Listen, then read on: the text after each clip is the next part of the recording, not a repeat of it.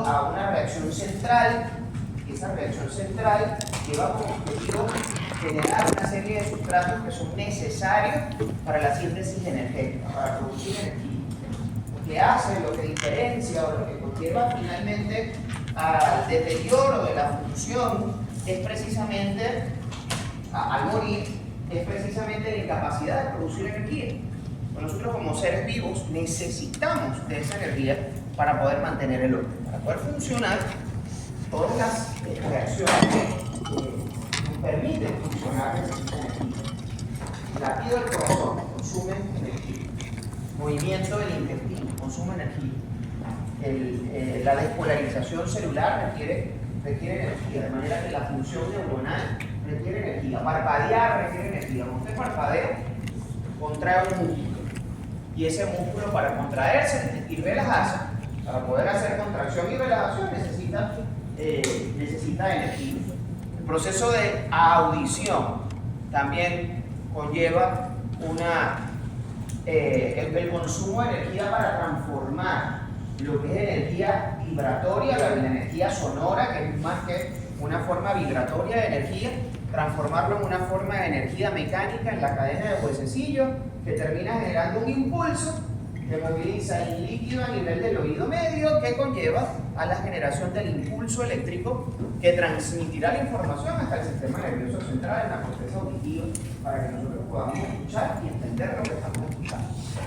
Todo eso requiere energía. La síntesis de compuestos requiere energía. ¿Ustedes están conscientes, o no lo sé si lo están? Nosotros cada cierto tiempo tenemos piel nueva, huesos nuevos, hígado nuevo, sangre nueva, porque nuestras células se renuevan. Las células de los tejidos de crecimiento rápido mueren y se dividen, se reproducen, de forma que cada cierto tiempo nosotros tenemos un hígado nuevo, hueso nuevo, una piel nueva, una sangre nueva. Los glóbulos rojos duran alrededor de entre 90 y 120 días. O sea que nosotros tardamos entre 90 y 120 días en renovar nuestros glóbulos rojos. Pero tejidos que no, el caso del tejido neuronal no es que no tenga crecimiento, pero la tasa de crecimiento es tan lenta que necesitamos 3 vidas para poder regenerar el sistema nervioso una vez que lo perdemos. Entonces, para los efectos de los entes biológicos que duran 70, 80, 90 años, la regeneración neuronal es prácticamente imposible en nuestro caso, pero la medusa es otra cosa. Ella sí tiene la capacidad de regenerar sus neuronas. La medusa. Y algunos otros animales también.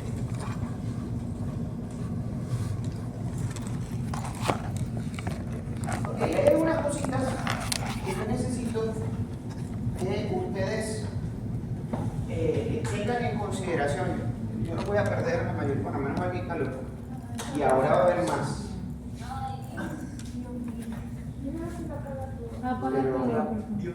Pero que queda demasiado oscuro. Pero se ve mucho mejor. Ok, bueno, dejen que sus bastoncitos hagan el trabajo. La señora Gabriela haciendo el examen, ¿no? Está muy lejos. Ok, nosotros vamos entonces a hablar acerca de la oxidorreducción biológica y el acoplamiento con la síntesis de ATP. Profe, Profe, la señora Gabriela haciendo el examen. Ay, sí, es verdad. Es verdad. Perdón. Se me había Usted está olvidado. haciendo examen, no podemos apagar toda la Pobrecita, prendiendo el pie. Pero dice, levantar la mano. Profe, acuérdese mío. Entonces, pero para llegar aquí yo necesito saber, o yo necesito estar, poner en la palestra ciertos conocimientos. Así, por ejemplo, ¿qué sabemos acerca de la mitocondria? ¿Qué saben ustedes acerca de la mitocondria? Es la organismo. Okay. ¿Qué más sabemos acerca de la mitocondria? Por eso es biología celular, esa es la palabra de biología celular. Pero yo necesito que ustedes lo sepan. Entonces, ¿será que la mitocondria es una parte de la célula donde se almacena el material genético? una enzima encargada de producir energía, una organela celular donde se produce energía o una vesícula del citoplasma donde se unen receptores. ¿Qué será? La opción C. La mitocondria es una organela intracelular.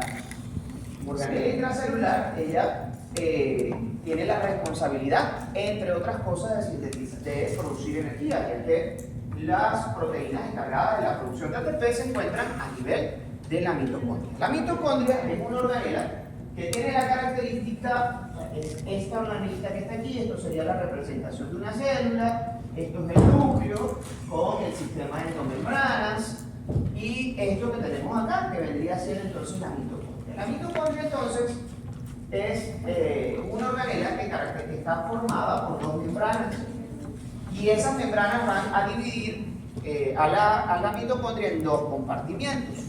Nosotros tenemos las mitocondrias en su constitución tienen una membrana mitocondrial externa y esa membrana mitocondrial está formada por fosfolípidos, igual que la membrana celular.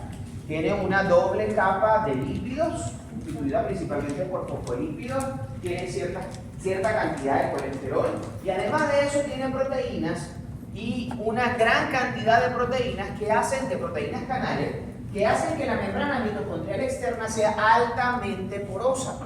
De manera que el contenido que está entre las dos membranas es prácticamente una extensión de lo que hay a nivel del citoplasma. Una pequeña diferencia producto de su funcionalidad. Esa membrana mitocondrial, la segunda membrana es la membrana mitocondrial interna. La membrana mitocondrial interna igualito está constituida por una bicapa de fosfolípidos, tiene una alta densidad de proteínas y tiene la característica de ser altamente selectiva. Cuando una membrana es altamente selectiva, quiere decir que solamente la atraviesan sustancias que tienen transportadores para poder atravesar. Nada atraviesa la membrana mitocondrial interna a menos que tenga un sistema de transporte. Todo lo que va a pasar desde el interior, desde el exterior hacia el interior de la membrana mitocondrial interna, aunque vaya a salir de la matriz mitocondrial, que es el espacio que queda definido dentro de la membrana mitocondrial interna, debe tener un transportador. Incluso moléculas de bajo peso molecular, como la glucosa, por ejemplo, necesitan un transportador, o lípidos necesitan un sistema de transporte para que puedan atravesar la membrana mitocondrial interna. Entonces, dos membranas, una membrana mitocondrial interna y una membrana mitocondrial externa. Entre las dos membranas se va a generar un espacio y ese espacio se conoce como espacio intermembrana, que es este espacio que está acá entre la membrana mitocondrial externa y la membrana mitocondrial interna. Este espacio de acá es lo que llamamos el espacio intermembrana.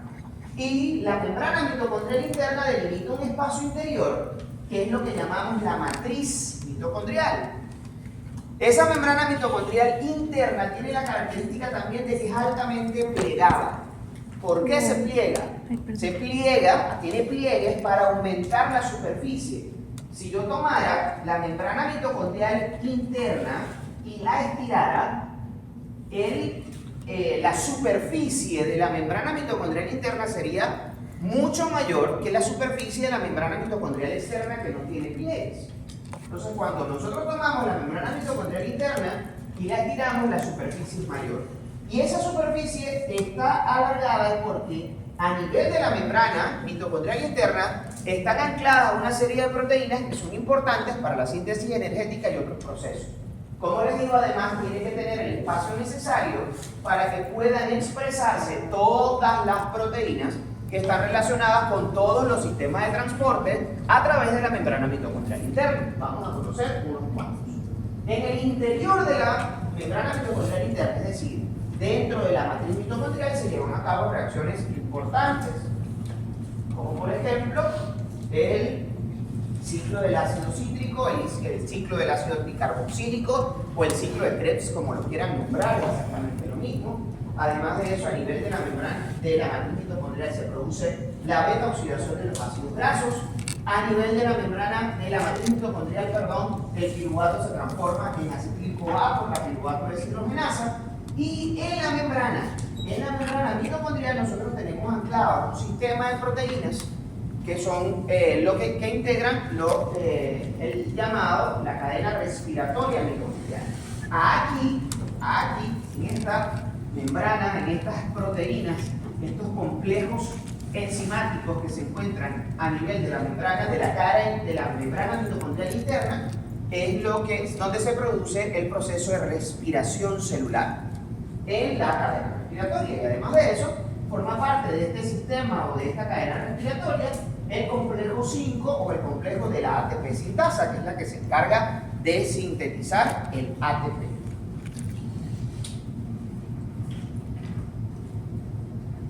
Ok, ¿qué es el ATP?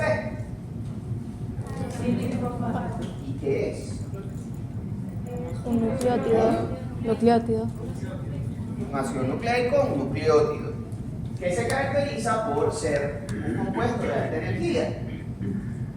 Este doble enlace que está aquí, en cada uno de los oxinos que forman parte de cada uno de los fosfatos que integran el ATP, se caracterizan porque ellos están estabilizados por resonancia. O sea, que este doble enlace vive viajando entre los diferentes enlaces de la molécula y hace que eso genera una inestabilidad química dentro de la molécula del ATP. Y esa inestabilidad química hace que en este enlace, que es el enlace que une el fosfato gamma con el fosfato beta, ese enlace es un enlace de alta energía. Cuando la célula hidroliza ese enlace, se genera una reacción altamente exergónica que la célula utiliza para tomar esa energía y llevar a cabo reacciones que de otra manera no serían posibles. Eso es lo que se llama el acoplamiento de reacción. Son dos reacciones acopladas. Normalmente todas las reacciones de síntesis, todas las reacciones que van desde un compuesto más simple a un compuesto más complejo, desde un compuesto más pequeño a un compuesto más grande, todas esas reacciones necesitan energía porque son reacciones endergónicas, absorben energía, y nunca esas reacciones de síntesis son reacciones espontáneas, siempre son reacciones catalizadas por enzima, normalmente son unidireccionales. Lo que se produce en un sentido, en una sintasa, no se puede producir en el sentido contrario. O sea, nunca las enzimas estas reacciones nunca son bidireccionales, de forma que es importantísimo que nosotros consideremos la importancia de esta molécula que está acá, que es lo que se va a sintetizar a nivel del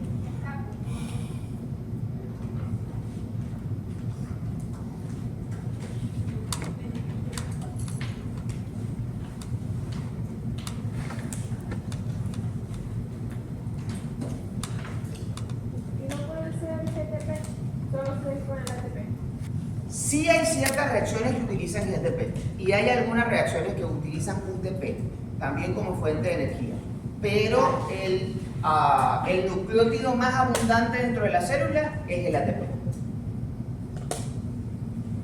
Ok, la ruptura de este enlace genera alrededor de 7.300 calorías por mol de ATP que se hidroliza. Es una gran cantidad de energía. Entonces, recordamos que el ATP no es una proteína, el ATP no es un carbohidrato, el ATP no es un aminoácido, el ATP es un compuesto de alta energía. Es un nucleótido, es un ácido nucleico, pero es un compuesto, a su vez, es un compuesto de alta energía.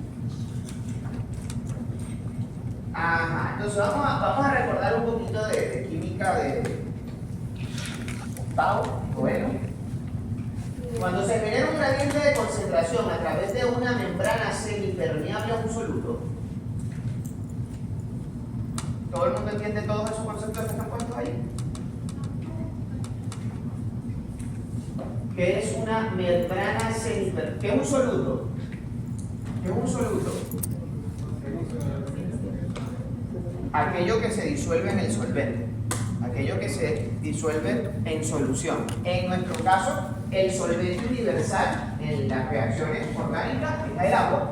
Todas las reacciones se producen en agua y nosotros todo lo diluimos en agua desde el punto de vista farmacológico igual, porque el 60% del ser humano es agua. Entonces ese es el soluto más, el solvente más importante. Soluto, cualquier cosa que se disuelva en agua, cualquier cosa que se pueda mezclar en agua. Sodio, potasio, calcio, magnesio, bicarbonato, glucosa, ácidos grasos, todo, colesterol, todo lo que se pueda disolver o generar una solución con el agua o una mezcla, porque no todos son soluciones, una mezcla con el agua, entonces eso será un soluto. Entonces, cuando yo tengo una membrana semipermeable, ¿qué quiere decir semipermeable? Se puede trasladarse de un lugar a otro. Pero estamos hablando de la membrana. ¿Qué hace que una membrana sea semipermeable? ¿Qué hace una membrana impermeable? ¿Qué es un impermeable? Algo que no permite que nada pase. Algo que es impermeable es algo que sencillamente no permite el paso de nada. En este caso, la pieza de ropa que llamamos impermeable es una pieza de ropa que no permite que el agua pase. ¿Ok? No es algo genera una barrera tan selectiva que ni siquiera permite que el agua la atraviese. Eso es algo que es impermeable. Algo que es permeable es algo que cualquier cosa lo atraviesa. Algo que es semipermeable, Que lo atraviesan unas cositas. algunas cosas. O sea, solamente selectivamente permite el paso de ciertas sustancias. La membrana celular es una membrana semipermeable, porque no todas las sustancias atraviesan la membrana plasmática. Y cuando yo tengo una membrana que separa dos compartimientos que tienen,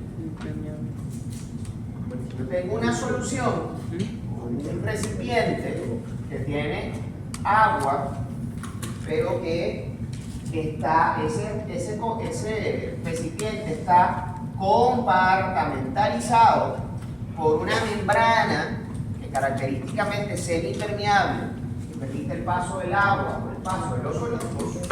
Entonces, y yo tengo un gradiente de concentración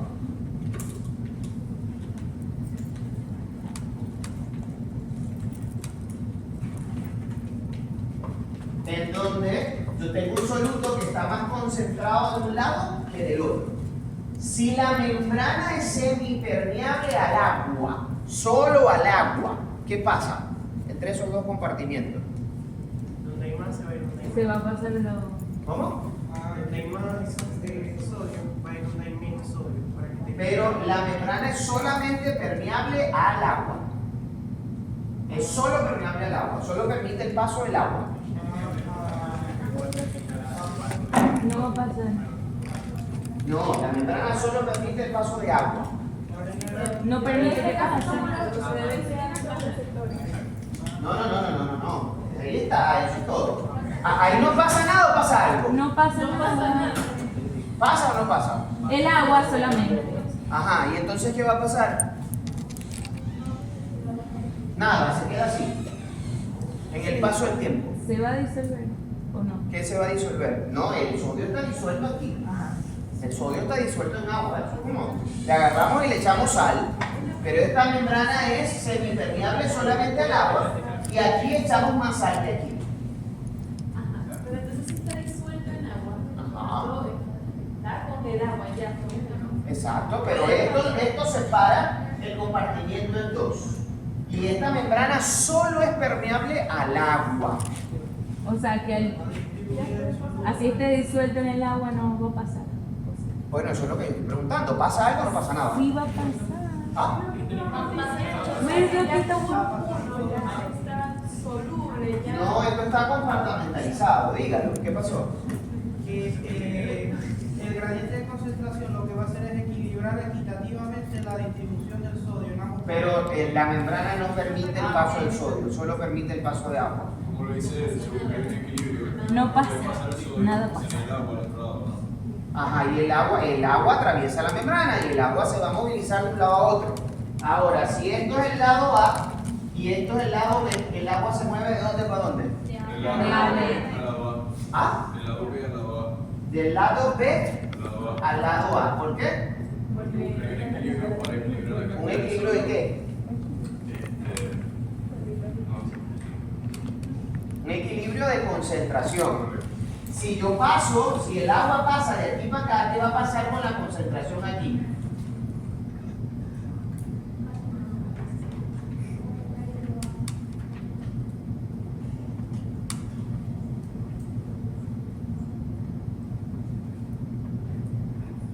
Si el agua se mueve de aquí para acá, ¿qué va a pasar con la concentración? Acuérdense que solución es igual a absoluto más solvente.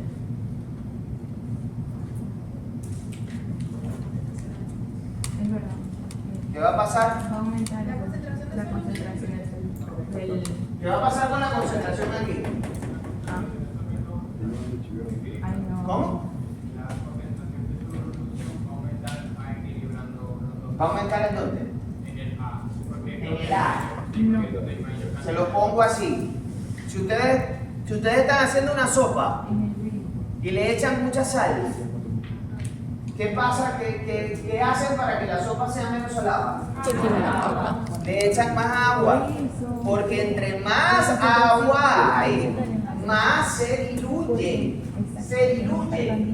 los solventes. Y entonces la concentración de la solución disminuye.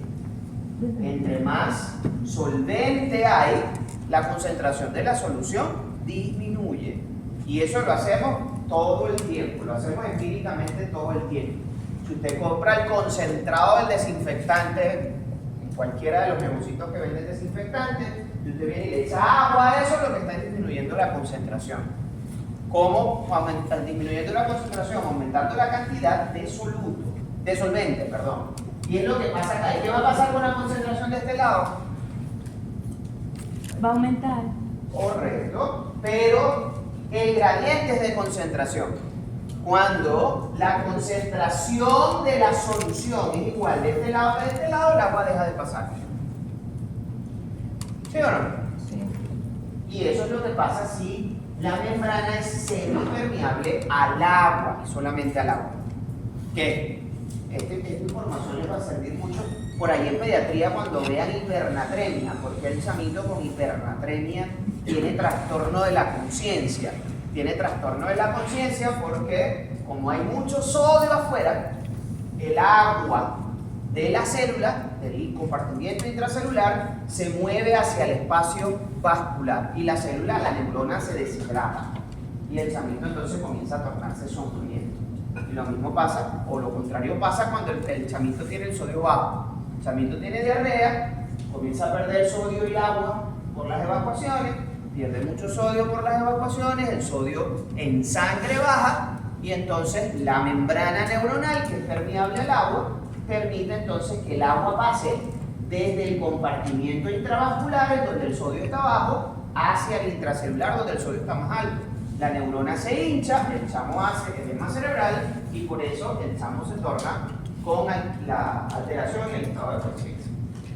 Espero me recuerden cuando estén por allá por pediatría, aunque sea para sacarme mi nombre.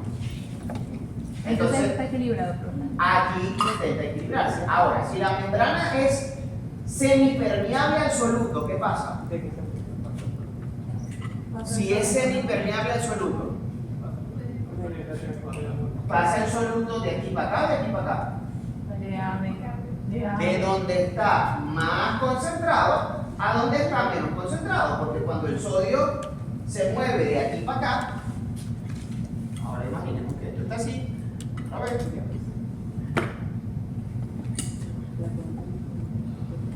cuando este sodio se mueve de aquí para acá, entonces la concentración entre los dos compartimientos se iguala, buscando que la concentración se iguale. Nosotros usamos eso para funcionar casi con cualquier cosa.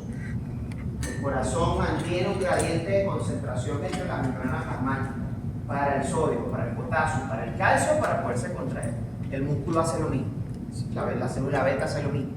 Nosotros constantemente estamos trabajando e invirtiendo energía para mantener gradientes de concentración entre nuestras membranas. Entonces, cuando se genera un gradiente de concentración a través de una membrana semipermeable de un soluto, los solutos se mueven a favor del gradiente de concentración, los solutos se mueven en contra del gradiente de concentración, los solutos se acumulan hasta su metabolismo o ninguna de las anteriores.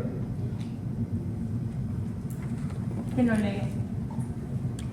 Cuando se genera un gradiente de concentración a través de una membrana semipermeable a un soluto, como esto que tenemos acá, A, los solutos se mueven a favor de un gradiente de concentración, B, los solutos se mueven en contra de un gradiente de concentración, C, los solutos se acumulan hasta su metabolismo o ninguna de las anteriores. Se mueven a favor de un gradiente de concentración para igualar la concentración entre los dos espacios. Sí, porque aquí en este caso, en el primer ejemplo, la membrana era permeable al agua, solo permeable al agua, pero no a los solutos. Ahora, si la membrana es semipermeable a los solutos y los solutos se pueden mover a través de la membrana, cuando hay un gradiente de concentración, el movimiento es a favor de un gradiente de concentración. Sí, hay un canal. Eso es casi todos los ejemplos de difusión facilitada. En el caso que nosotros vamos a estudiar aquí en oxidorreducción, no es difusión facilitada propiamente, pero sí es movimiento. No, olvídalo. Acabo de decir un disparate, es difusión facilitada por canales. Y en el agua también hay canales. No, la membrana es permeable al agua. Aunque también existen canales que se llaman acuaporisas. ¿Qué cosa? Esto no, es una membrana cualquiera. En nuestro caso es una membrana plasmática y siempre lo que divide los espacios es una membrana lipídica que modifica, que varía en su selectividad o en su permeabilidad. Pero son membranas plasmáticas siempre, que dividen los diferentes compartimientos. Dividimos en tres grandes compartimientos: el intersticial, el intravascular y el celular. Y el celular a su vez se divide, está compartimentalizado por las diferentes membranas endomembranas. Núcleo, el material del núcleo, el contenido del núcleo es diferente al del citoplasma. El material de la matriz es diferente al de la membrana, al del resto del citoplasma. En el sistema, en el retículo endoplásmico, el contenido dentro del retículo endoplásmico es diferente al del resto del citoplasma. Y esos gradientes son funcionales. Ok. Simplemente un concepto. Creo que yo no se los he dado todavía. Pero no, creo que sí se los ¿Cuáles son las Claro, en cuanto a las vitaminas, son compuestos esenciales, algunas actúan como coenzimas, se clasifican de acuerdo a su solubilidad, todas son correctas. Creo que lo único que no les he dicho es esto, pero esto sí lo hablamos cuando hablamos de enzimas.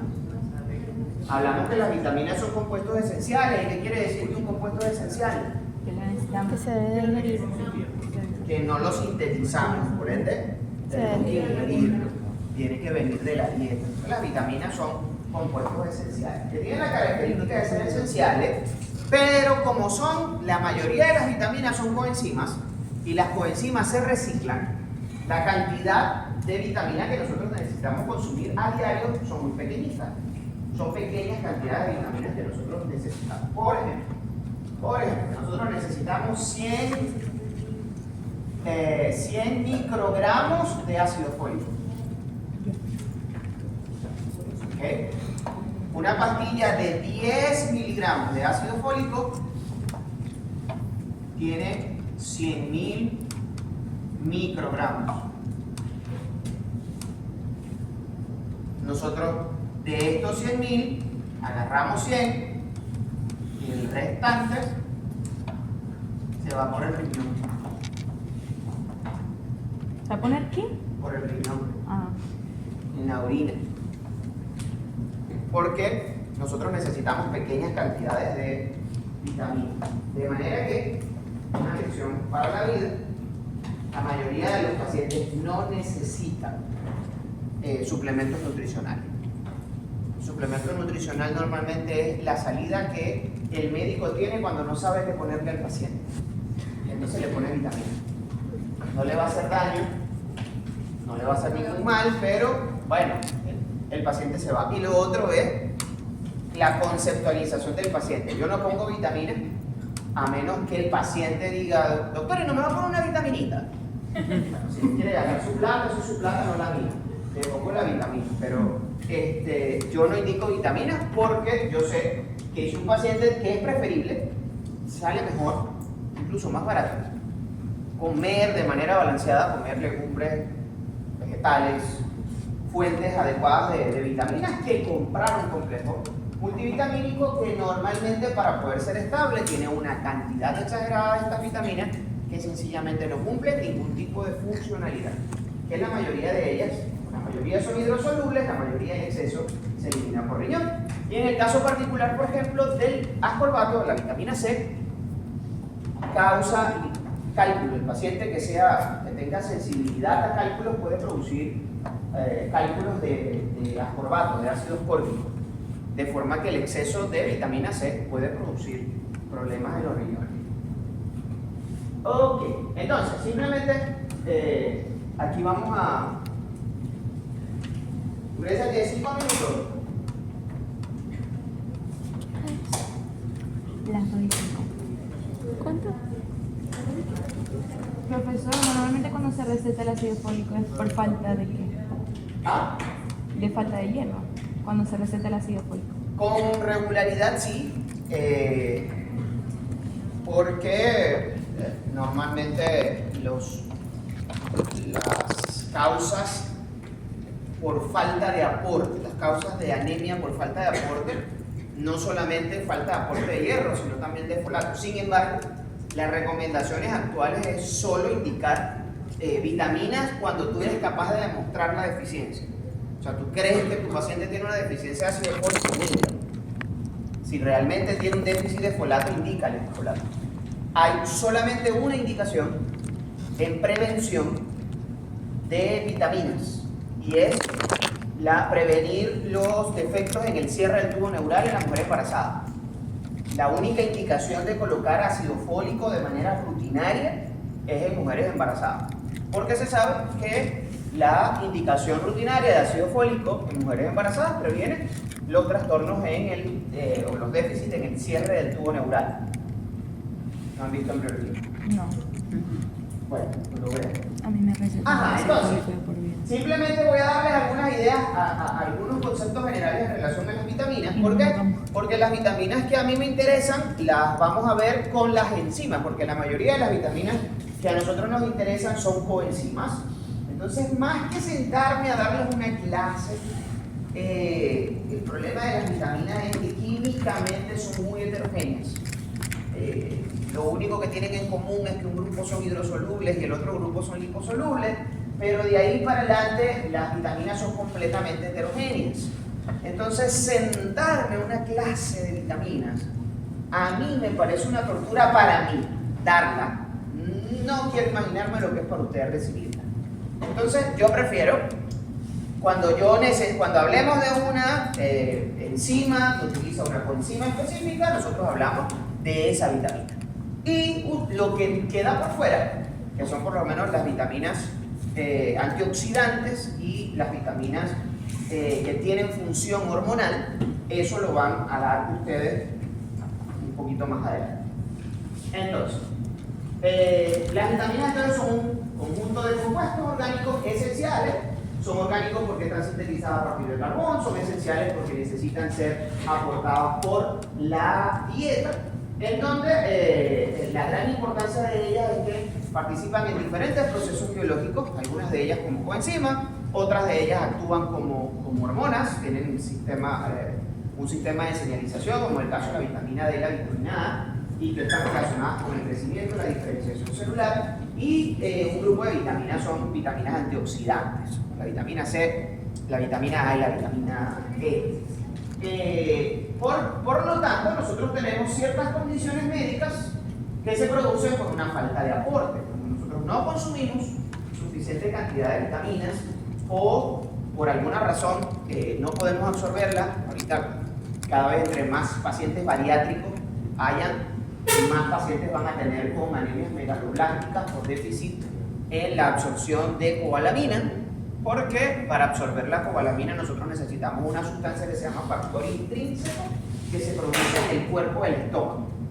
Cuando al paciente le hacen la cirugía bariátrica, le quitan el cuerpo del estómago, entonces se queda sin factor intrínseco, la cobalamina no se absorbe. Si el paciente no tiene el cuidado de colocarse parenteral, la vitamina, el complejo B, la vitamina B12, va a tener un déficit de cobalamina. Entonces con mucha frecuencia nosotros vamos a tener cada vez más hipovitaminas. En algunos grupos, que son en el caso específico de las vitaminas liposolubles, también tenemos enfermedades por sobredosis, como en el caso de la vitamina A y la vitamina D, o lo que produce la hipervitaminosis, que produce trastornos urinarios como el exceso de ácido fólico. Las vitaminas cumplen 3 funciones básicas, la mayoría de ellas cumplen funciones coenzimáticas, algunas de ellas, como les comentaba ya, cumplen funciones hormonales y otras cumplen funciones antioxidantes. Yo prefiero verlo de esa manera que verla de esta manera que como está en el libro, en donde tenemos dos grandes grupos desde el punto de vista químico: las vitaminas y las vitaminas hidrosolubles, que son aquellas vitaminas que no derivan de compuestos lipídicos y que por ende se pueden disolver en agua, y las vitaminas liposolubles, que son las que derivan de compuestos de naturaleza lipídica que por ende no tienen una buena solubilidad en agua y son solubles más bien en lípidos, en grasas.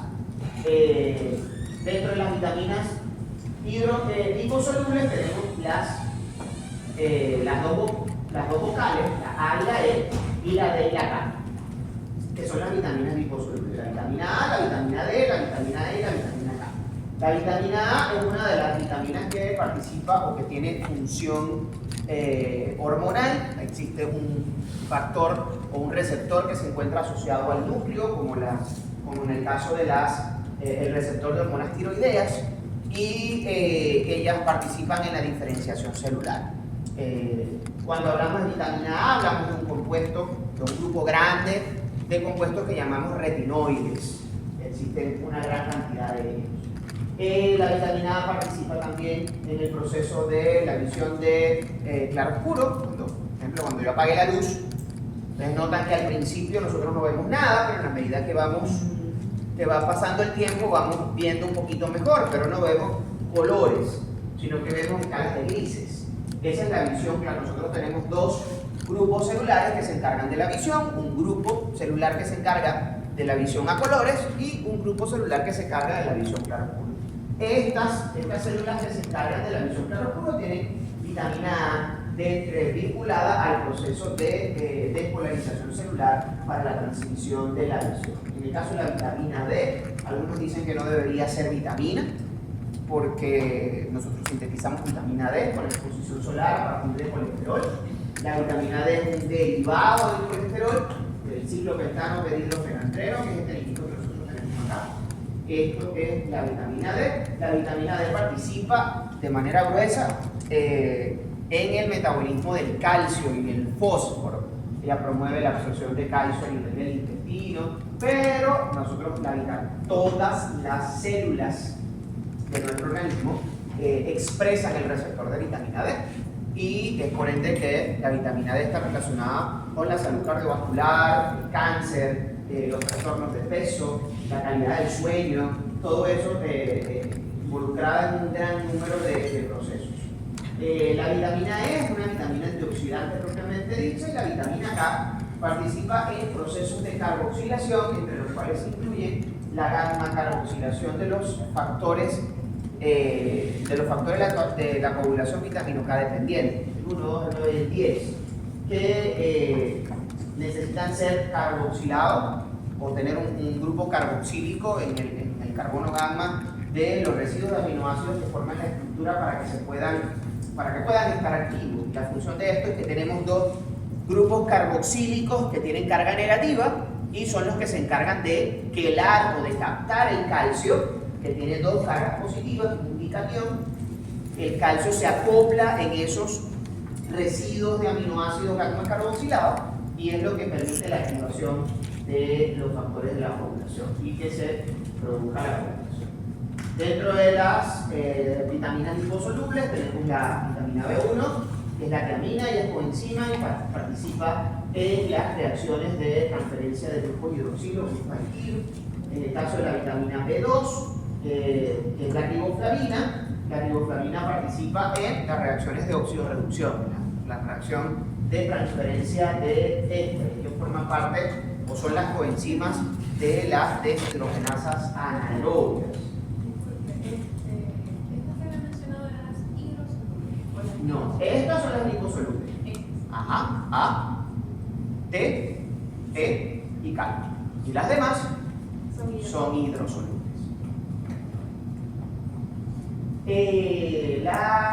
Y por eso les decía, o sea que cada uno de estos, esto deriva de la vitamina, que es este anillo que nosotros tenemos aquí, la riboflavina es este anillo, el anillo de flavina es este anillo heterocíclico que tenemos acá representado, la vitamina B, la piridoxina o los folatos, en los cuales participan la forma activa del tetrahidrofolato y participan en la transferencia de grupos de un carbono. En el caso de la nicotinamida es la vitamina B3 que participa entonces también en la transferencia de hidrógenos o de equivalentes reductores en la reacción de oxidorreducción. El pantotenato deriva o se transforma en el organismo en la coenzima A, que es vital para la activación de los ácidos orgánicos. La vitamina B6 o la piridoxina, que estas son sus formas fuentes, la piridoxina, el piridoxal o la piridoxamina, que se va a transformar en el piridoxalfosfato, que es necesario para la activación de los aminoácidos o para las reacciones de transaminación. Y la vitamina B12 o la cobalamina, que es este anillo súper complejo, si lo quiero raspar les digo, represéntenme el anillo de la cobalamina. Fíjense las cantidades que se deben consumir, 0.2 miligramos de folato. Yo les dije 0.1, aquí dice 0.2. Dije 100 microgramos, que es lo mismo que decir 200 microgramos acá. 20 miligramos de nicotinato, 7 miligramos de pantotenato. De manera que cada una de ellas quieren consumirse en muy pocas cantidades. Tenemos la vitamina C, que es una vitamina hidrosoluble responsable de los procesos de oxidorreducción, antioxidantes, perdón, además de que participa en la estabilización de ciertas reacciones como las necesarias para la síntesis de colágeno. Y la vitamina H o biotina, que participa en la transferencia del grupo carboxílico. La forma activa es la biotina y la obtenemos acá. Y la riboflavina, vuelvo a tomar el tema de la riboflavina porque nosotros vamos a hablar de oxidorreducción. Y como vamos a hablar de oxidorreducción, vamos a hablar de las oxidorreductasas. Y la mayoría de las enzimas o las enzimas claves que nosotros de las que vamos a discutir de aquí en adelante son oxidorreductasas. El ciclo de Krebs es una serie de reacciones de oxidorreducción. La glucólisis son una serie de reacciones de oxidorreducción. Cuando hablemos de beta-oxidación de ácidos grasos, de reacciones de oxidorreducción que llevan con la finalidad de obtener energía. La riboflavina, que es la vitamina B2, tiene la característica de que está formada por el anillo de flavina, que tiene este azúcar en su cadena lateral sustitutiva. La forma de consumo es la riboflavina, y esta riboflavina debe ser, que es esto que está acá, la riboflavina que es el anillo de flavina, y esto debe ser convertido en los nucleótidos que son necesarios para las reacciones, para catalizar las reacciones llevadas a cabo por las deshidrogenasas anaerobias. Existen dos formas activas de la flavina, que es el FMN o el mononucleótido de flavina y el FAD, que es el nucleótido de flavina y adenina. Ellas derivan de la riboflavina, que es la vitamina B2. El anillo isoaloxacina se denomina también anillo de flavina porque ella tiene la característica de dar un color amarillento. Y lo que les comentaba, el FMN y el FAD se pueden también encontrar, están representar la forma oxidada del FMN y el FAD, y esta es la forma de representar la forma reducida. Esto que está acá entonces es el anillo de flavina, y aquí nos interesa que estos dos nitrógenos que están acá, este nitrógeno que está acá y este nitrógeno que está acá, que son los puntos en donde se van a unir Estos nitrógenos que se encuentran cerca de un doble enlace o formando un doble enlace, porque aquí es donde se van a unir los equivalentes reductores, que en este caso la riboflavina transfiere dos equivalentes reductores en forma de dos átomos de hidrógeno. ¿Sí se acuerdan de lo que hablamos de los equivalentes reductores? Lo que era un equivalente reductor, una reacción de óxido-reducción. ¿Sí se acuerdan? ¿No se acuerdan? Sí. De todas maneras, ahorita lo vamos a tocar otra vez. Ok, esto que está acá es la riboflavina, que es el anillo de isoaloxacina, con azúcar lateral sustituido. Cuando este señor que está acá se une, y por ende, esto que está acá, ¿qué sería? Si yo tengo una base hidrogenada y un azúcar. Un nucleócido. Esto que está acá es un nucleócido. Y si yo aquí en este hidroxilo que está acá meto un fosfato, Nucleótido. nucleótido, entonces es flavina mononucleótido. Mononucleótido porque es uno solo. Y ya vamos a ver que la diferencia entre este y este es que aquí hay un solo nucleótido y aquí hay dos nucleótidos unidos. Pero yo tengo acá el anillo de isoaloxacina, que es una base hidrogenada, unido a un azúcar que está unido a un fosfato. Esto que está acá es lo mismo que esto que está acá, un nucleótido. Pero aquí yo tengo adenosina, que está unido a ribosa o desoxirribosa. A ribosa, y que está unido a un fosfato. Si yo separo esto de acá, ¿qué es esto? ¿Dónde? Si yo separo esto aquí,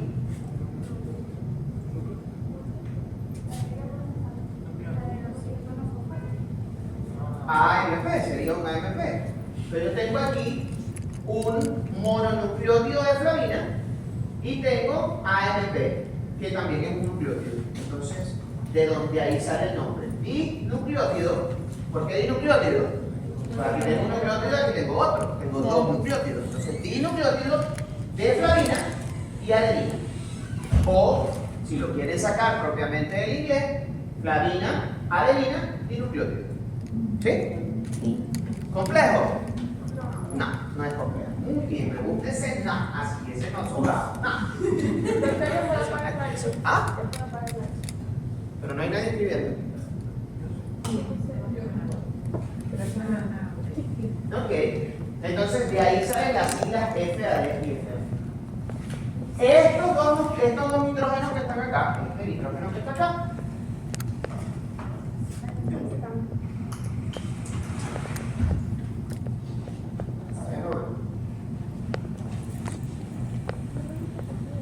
este nitrógeno que está acá y este nitrógeno que está acá son los nitrógenos que nos van a interesar en el anillo de isoaloxacina, que son los nitrógenos en donde se va a unir el hidrógeno, o aquí metido adentro. Y desaparece este doble enlace, y se mete el hidrógeno aquí adentro. Esto que está acá, como lo representamos aquí, es la forma oxidada. ¿Ok? Esto así es la forma oxidada de estos dos compuestos. Ahora, si yo meto el nitrógeno aquí y desaparezco este doble enlace, y meto el hidrógeno aquí y desaparezco este doble enlace, eso sería la forma reducida. Entonces, por eso esto, la forma reducida se escribe como FADH2 y FMNH2.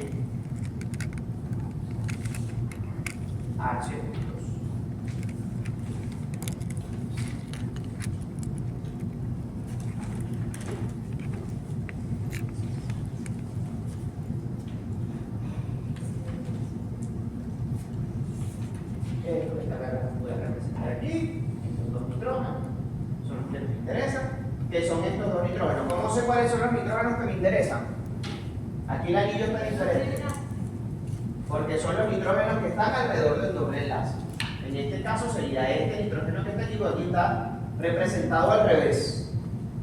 Allá estaba, esto estaba para acá y esto estaba para acá, pero es exactamente lo mismo. ¿Qué me interesan? Los nitrógenos que están alrededor o que están formando un doble enlace, porque ese doble enlace es el que se va a redistribuir, ese doble enlace es el que se va a redistribuir cuando el anillo de isoaloxacina pase a su forma reducida. Esta es la forma oxidada, esta es la forma reducida. ¿Qué pasa? Que esto lo vamos a ver aquí y después no lo vamos a ver más nunca. Porque de aquí para adelante lo que vamos a ver son estas cifras, no vamos a ver más nada. Nunca vamos a ver el. La otra coenzima que nos interesa es las coenzimas derivadas de la niacina. La niacina, la forma nutricional, las características del nicotinato y la nicotinamida. Y estas dos se van a activar también en dos formas activas.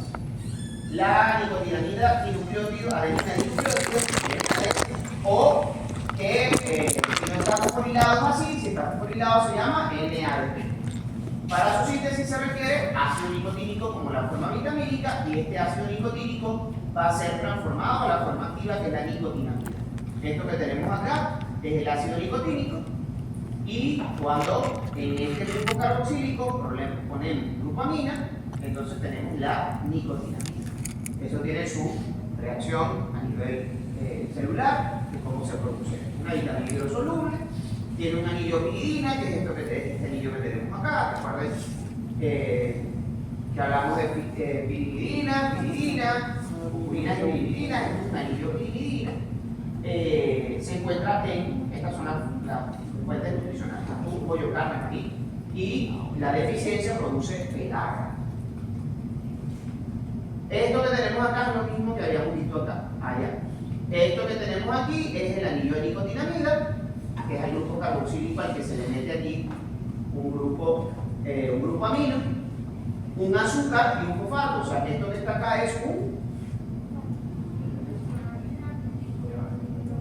químicamente es un nucleótido, porque tengo una base nitrogenada acá, tengo un azúcar y tengo un fosfato. Entonces yo aquí tengo un nucleótido.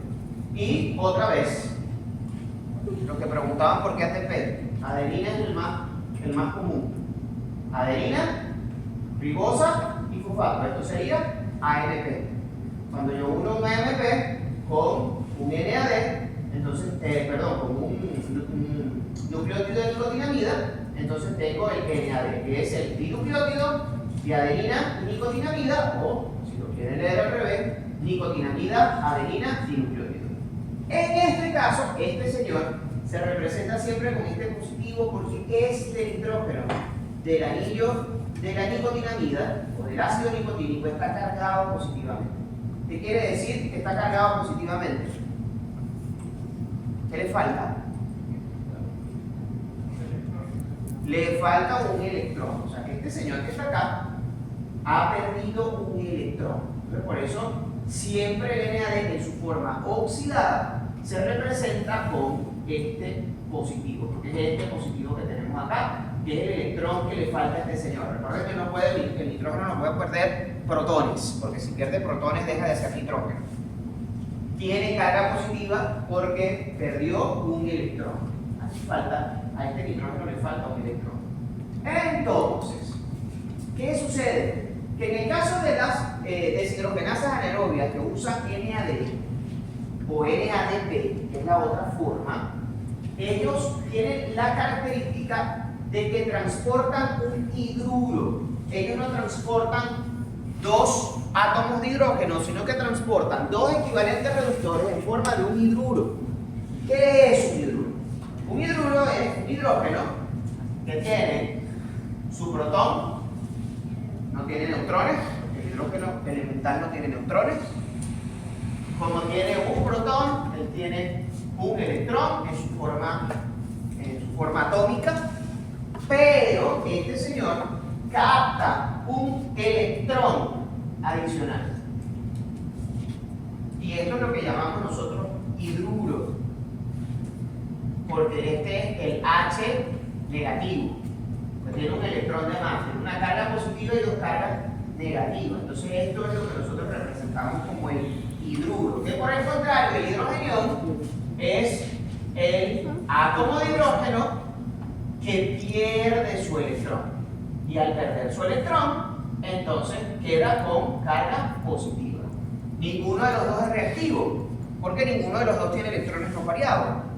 Las dos formas tienen electrones, sus electrones pareados. Este no tiene y este tiene 2, que es lo que cabe en el primer orbital S. Entonces, eso no es reactivo, pero sí tiene características. ¿Qué pasa acá? ¿Cuántos equivalentes reductores hay aquí?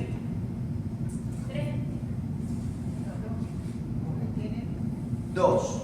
Un hidrógeno y un electrón.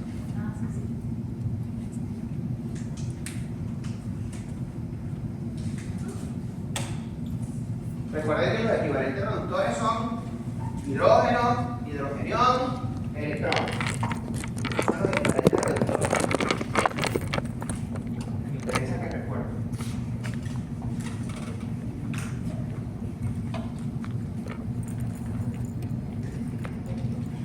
Entonces, esta señora que está acá, en este señor que está aquí, este es capaz de estabilizar este hidruro. ¿Cómo lo estabiliza? Por resonancia eléctrica, por atracción eléctrica. Este señor está cargado positivamente y el hidruro está cargado negativamente. Es lo que sucede aquí. Este electrón se va a meter, el electrón se mete aquí y el hidrógeno se va a meter dentro del anillo. Fíjense que esto tiene 3 dobles enlaces y aquí solamente hay 2, porque el átomo se mete aquí y el electrón se estabiliza con el nitrógeno y sale un hidrógeno. Recuerden que tiene que estar balanceado. Se perdió el electrón, ¿de dónde? ¿Y qué pasó? Ese electrón, ¿de dónde viene? De un átomo de hidrógeno que perdió su electrón o donó el electrón acá y el hidrógeno quedó en el medio. Esa es la forma en que se disocia el agua. Entonces, una de las formas. Cuando nosotros escribimos el NAD oxidado, el NAD está cargado positivamente. Cuando lo escribimos reducido, escribimos NADH más hidrógeno. Y es decir, ¿por qué hay que escribirlo? Bueno, porque si no, la reacción no está balanceada. Va a haber más hidrógenos de este lado, más hidrógenos de este lado que este.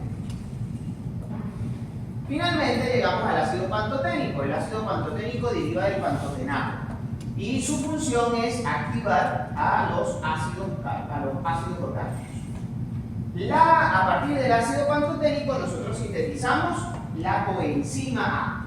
La coenzima A es toda esta molécula que ustedes tienen acá. Una molécula de adenosina, una molécula de pantotenato y una molécula, un residuo de cisteína, que es un aminoácido que tiene en su cadena lateral un grupo tiol. Todo esto que nosotros tenemos acá es el ácido pantoténico, la coenzima A. Todo esto, la adenosina junto con el pantotenato, que es esto que nosotros tenemos acá, este pantotenato, y ese pantotenato se une a un residuo de cisteína. Y todo esto que está acá es la coenzima A. ¿Qué sucede con un ácido orgánico? Bueno, que este ácido orgánico, recuerden que ácido orgánico hablamos de cualquier ácido graso.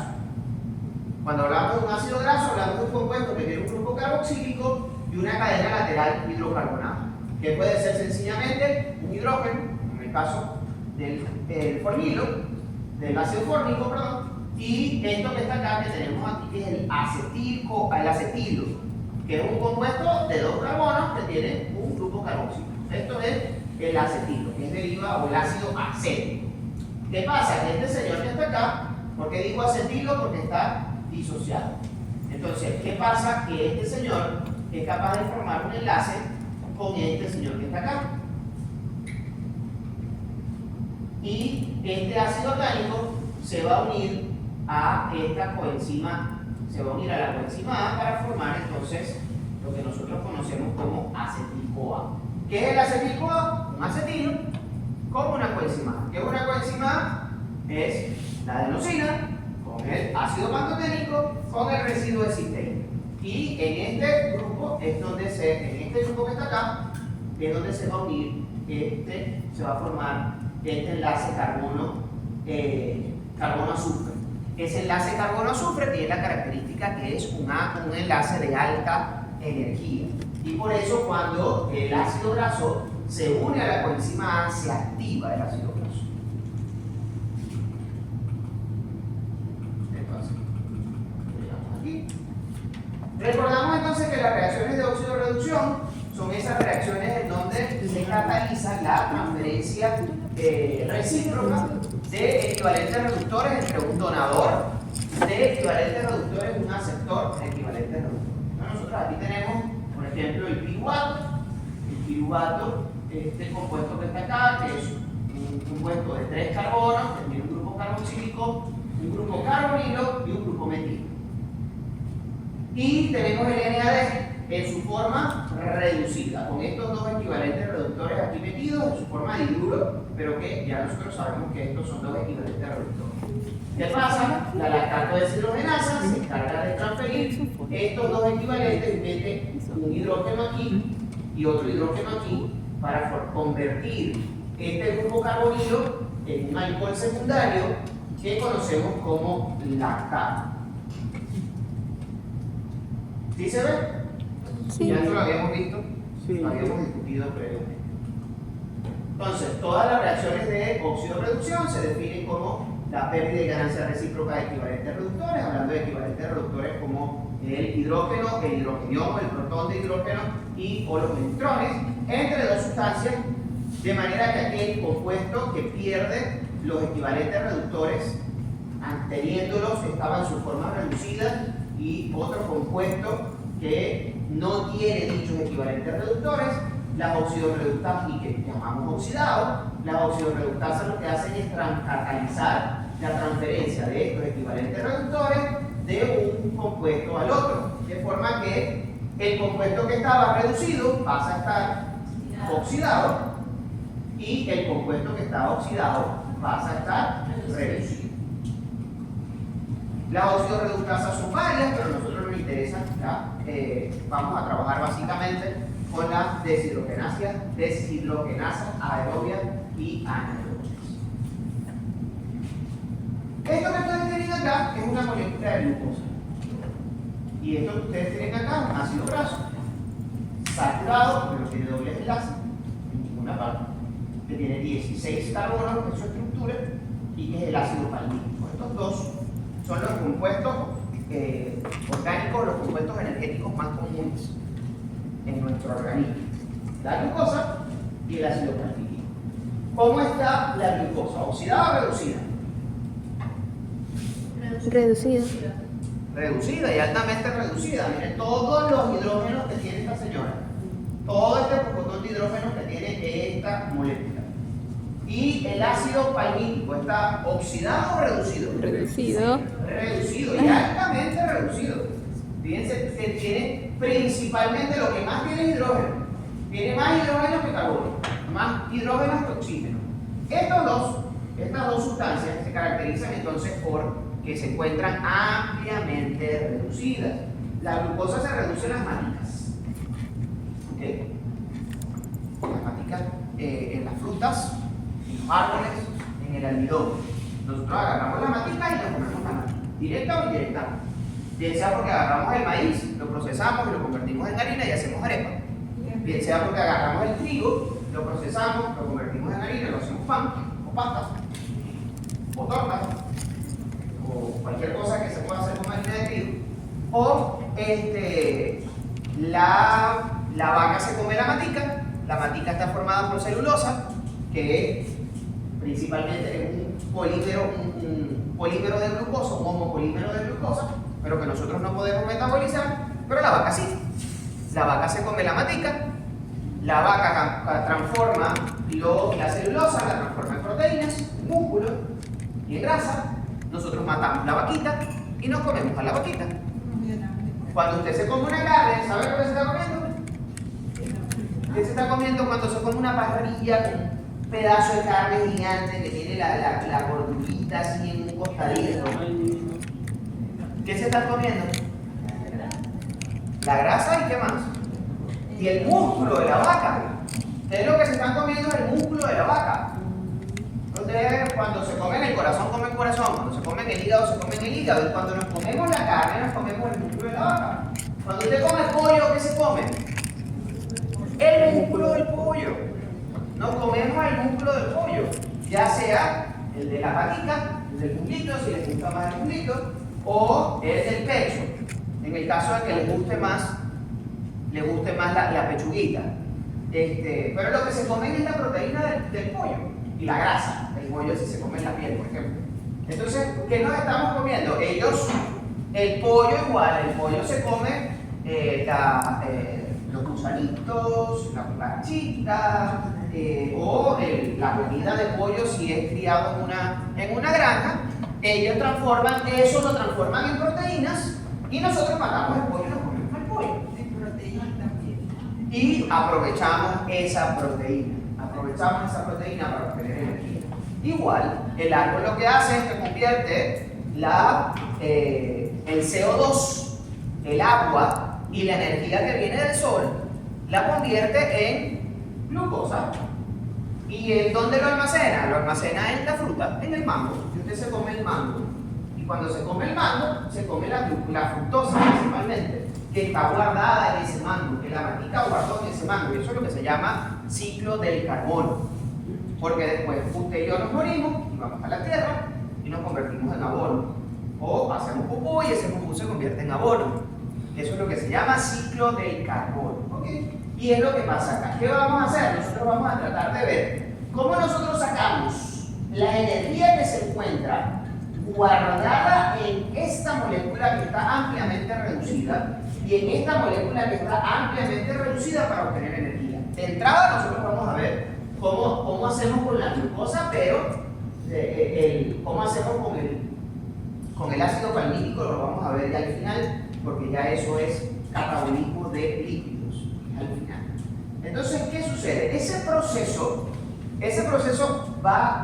tiene los siguientes pasos. Nosotros adquirimos la glucosa y adquirimos los ácidos grasos a partir de la dieta y nosotros vamos a transformar esa glucosa y esos ácidos grasos en ATP. Y lo que vamos a aprender aquí en este tema, en óxido de reducción, es precisamente cómo nosotros convertimos estas sustancias en ATP. Nosotros podemos dividir este proceso en varias fases. En una primera fase, nosotros vamos a convertir la glucosa